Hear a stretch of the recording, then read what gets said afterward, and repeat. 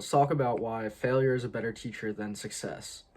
So, if you were to succeed in everything you ever did in your life and never fail, but you're super, super successful because of the fact that you've succeeded in everything you've done in life, if you were to strip that all away, all the accolades and the money and the fame and achievement that you've gained through succeeding in your whole life, the person who succeeded every single time would not know where to start or not know how to get back to where they were if everything was taken from them and they had to start from ground zero. On the other hand, if you take somebody who's failed a million times but has eventually found a way to succeed through that failure by using those failures as learning lessons to grow on the next attempt, and you strip the success from that person, they will easily be able to reclaim their spot and regain all of the success and accolades that they've accomplished just based on the fact that they know what works and they know what doesn't work because of the fact that they've failed so many times. So while it may seem like the optimal goal is to always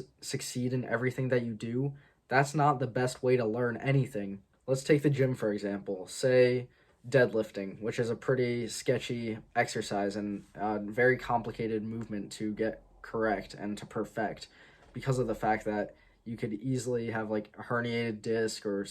definitely screw up your back for sure if you perform the movement wrong. But there's definitely ways to like get the weight up without doing the proper form, if this makes sense. So say two people just got into the gym, right? One guy, he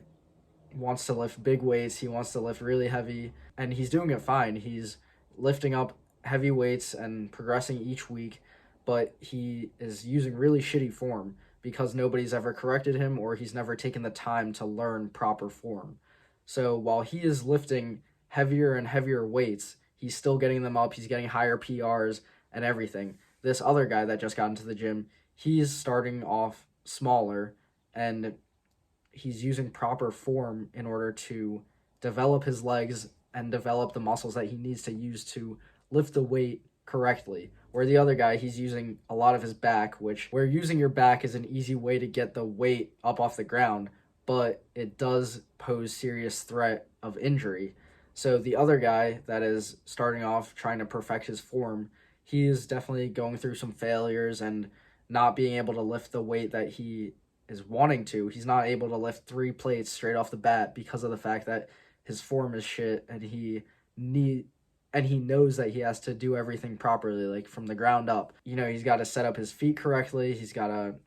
position his hands correctly on the bar, figure out what grip he wants to use, figure out what stance he wants to use, even sumo or conventional. And then he has to make sure that he has a strong core. That's one of the first and foremost things that you have to have in order to perform a good deadlift is to have a strong and stable core to lift from. Otherwise, your back is just going to be rounded and then you're going to fuck it up when you're trying to ego lift like the first guy's doing. So I guess what I'm trying to get at with this analogy here is the first guy who is just ego lifting and using bad form because it's working for him.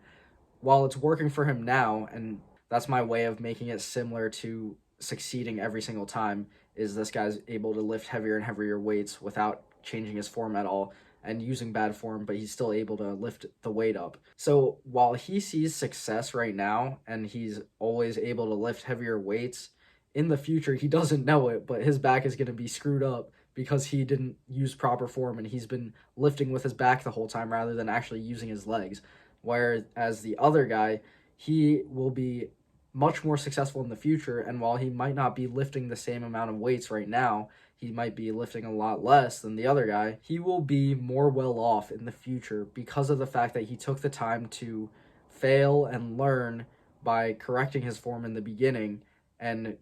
building a stronger foundation than this guy who just went with whatever he had and didn't change anything because it has always worked for him. So that's just my thought for today, is that failure is a better teacher than success because of what I've mentioned before. And I guess it makes a lot more sense in something like maybe starting a business. So the guy who starts a business and everything goes right for him the very first time he tries it,